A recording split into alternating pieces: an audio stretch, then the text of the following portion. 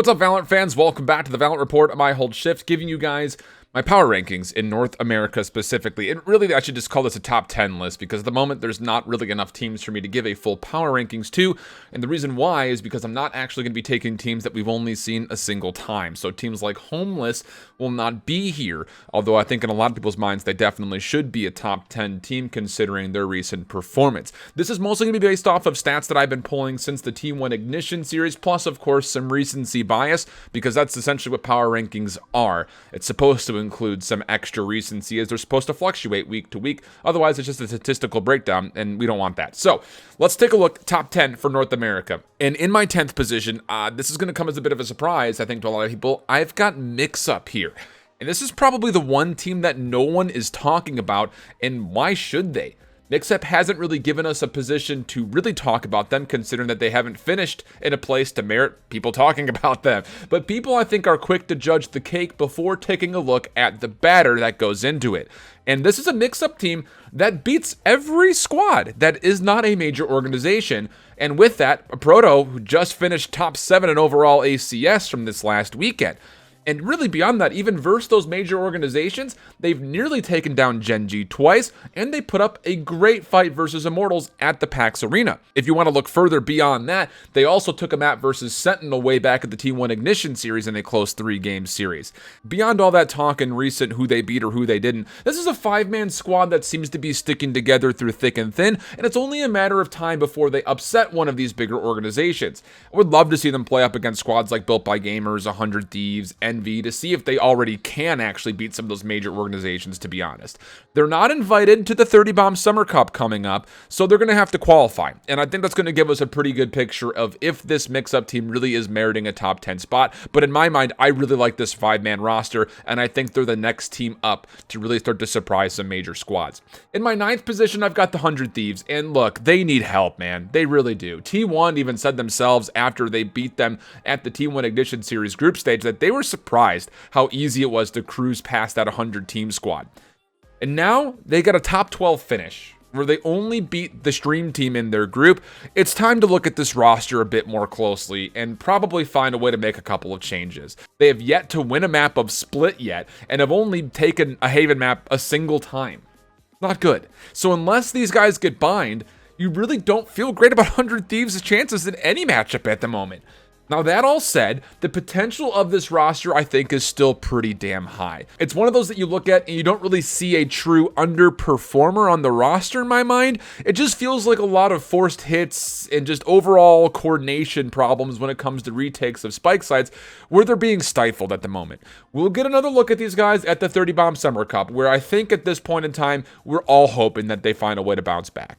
In my 8th position, I've got Built by Gamers. Back when they were Code 7, they had a hard time winning any of the Team Liquid Closed Series events that I was casting, but since the addition of Pay-In, these guys have been on a bit of a roll. I was disappointed, really, that PAX only allowed the top 2 teams from the groups to get in, because I think if there were to be a top 3 into a bracket situation, BBG would have continued to surprise people in bracket play. They still, though, have a bit of a checkered look at the moment as they have beaten teams like 100 Thieves and Immortals in the past, but they still have a hard time getting past teams like Envy, who routinely beat them in the Team Liquid series as Together We Are Terrific.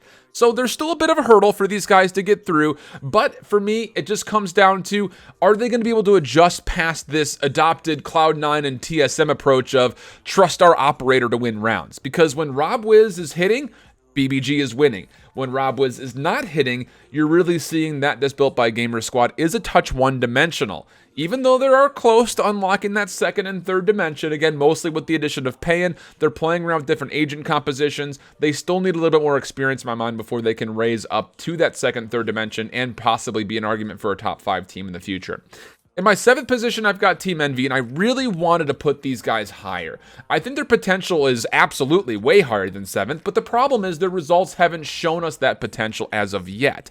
Their last 2 events saw a relatively easy path to playoffs, and in those playoffs, they really weren't able to beat any of the other major teams that I currently have listed above them. And really, even beyond that, outside of 100 Thieves, and a win versus a very different Cloud9 team back at the T1 Ignition series, they really don't hold too many wins versus major squads in total.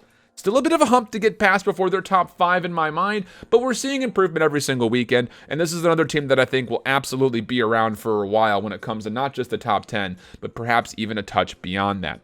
My number 6 position, I've got GenG, and this is controversial even for myself, seeing as they won the Pulse Invitational, finished second in the United tournament, but I really just couldn't justify putting them top 5 when they got beat by Immortals in the group stage from PAX. And to be fair, their run to the finals of the United playoffs was a pretty big gimme. So am I kicking myself to put them in 6th? A touch. Honestly, I wish I could just put a tie for 5th, because between them and Immortals, it really feels like on any given day, either of those teams could beat each other. But let's be honest, me putting in a tie for 5th wouldn't exactly be very kosher of me. We'll get a much truer look, though, I think, at GenG upcoming in the 30-bomb tournament, where they'll have to earn their wings again, in my opinion. I don't know what the groups look like, but it's a very stacked event, and I think that we're going to get a true look of, is GenG a top 4 team, or are they kind of sitting again between the 8th and 6th position? In my 5th position, I've got Immortals. Again, the win versus GenG is really why I put them here instead of 6th, like I had mentioned just a moment ago. The surprise loss, though, to Echo 8 at the United tournament was a pretty big scratch against them.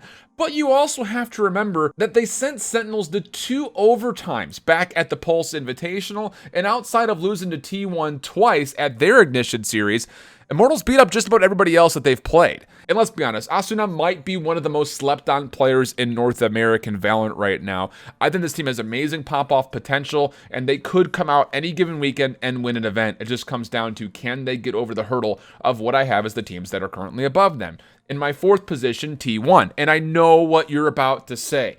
But Shift, we've barely seen these guys play, and they just lost to Homeless. I know, I'm right there with you. And although Homeless is pretty nasty, it turns out that their schedule of previous matches that these guys have played, I would say is one of the toughest schedules that we've seen in North America right now, as they've only played a couple of the softball matches. But I'm right there with you. I want to see this team more. I really, really do. Because honestly, I very well could be overvaluing these guys. And I'm not afraid to admit that if I am overvaluing T1 at the moment. But based on what we've seen, I think this team has everything it needs to be successful in Valorant. It not just be a top 4 squad, but potentially be top 2 or maybe even the best team of the game. It just comes to, we need to see these guys more often. I'm right there with you. I'm begging for it as well. And I think that throughout August, we'll see a lot more of T1 as we get closer and closer to these Ignition series events that are still coming up. In my 3rd position, I've got Team SoloMid, and I was confused, I think, and I think most of you guys that have been watching the channel know that I was confused, that people thought that TSM was the best team in the game going into the PAX Arena. And now that they've been knocked hard by a team like Sentinels, I think we're done with that conversation until they find a way to win again. And I'm not saying they need to win again, I'm just laying out what would need to happen for me to at least consider them to be the best team of the game. Even though they only lost to Sentinels technically this last weekend, they were scared by 100 Thieves and by Envy. And they looked very flawed in both of those matches particularly.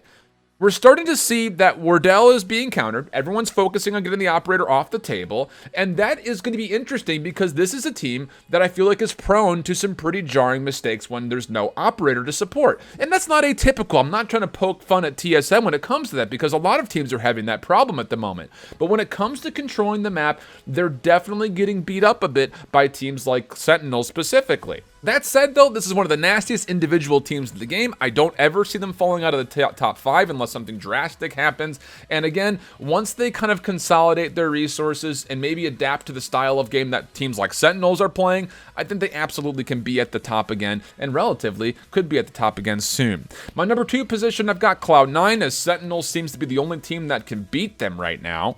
Although we haven't seen them play TSM, so who knows, maybe that head-to-head would show us something different than what we've been talking about. But I think Cloud9 is looking like a more complete team at the moment. And could we spend a minute to talk about the turnaround from these guys since the T1 Ignition series? With embarrassing losses to what was Together We Are Terrific, now Envy, and then Prospects, they bounced back at the Pulse Invitational and hit us with what we saw this last weekend. Yeah, that's pretty incredible, like honestly incredible. Now just sign the rest of your team, get a coach, and we can all be happy.